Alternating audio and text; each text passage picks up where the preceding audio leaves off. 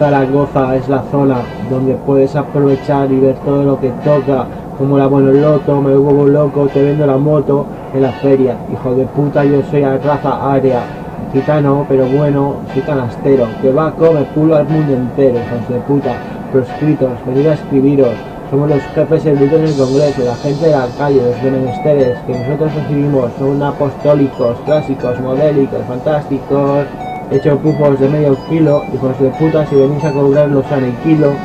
He pillado medio kilo con billetes falsos, te lo aseguro que es un repaso a la cartera del individuo. ¿Qué pasa, co? Que me entusiasmo cada vez que aplaudo. ¿Qué pasa, bro? Cerebro, mi cerebro esquizo. Zaragoza estaba el rollo, zona de bares, donde se aprendía a pegar sin guantes, todos los fines de semana había follones y navajazos. Si no tenías un problema seguro que no habías comido en la cena.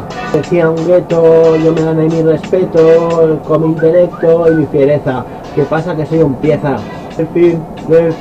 Delfín asturiano, delfín asturiano. Esto parece formal, en radio nacional, más que yo no puede dar nadie.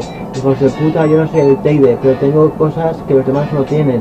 Delfín arrasa, mira Co que está en la casa, desfasa, el ley del momento, el siniestro. ¿Qué pasa, Co? Que soy el puto maestro, tengo clase porque no fui a clase. Tus hijos tienen clase porque no fueron a clase, y así sucesivamente hasta que el ambiente llega a tu cráneo, se oxidado. ¿Qué pasa, Co? Que te han utilizado, Madin usa, te utiliza, te reusa. Mientras tanto los chinos están fabricando bombas, hijos de puta, para los destinos, los que tiran piedras. ¿Qué pasa? Que el mundo es una anarquía. ¿Por qué no voy a hacer lo que quiera con mi leche elefada? ¿Qué pasa con la muralla china? No llega a Chinatown. Así lo canto yo porque estoy chinado del ala. ¿Qué pasa? Don Rama como el koala. Igual no viene acá el programa.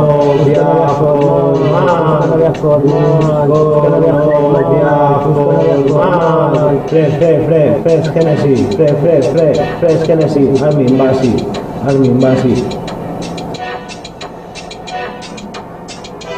Pra.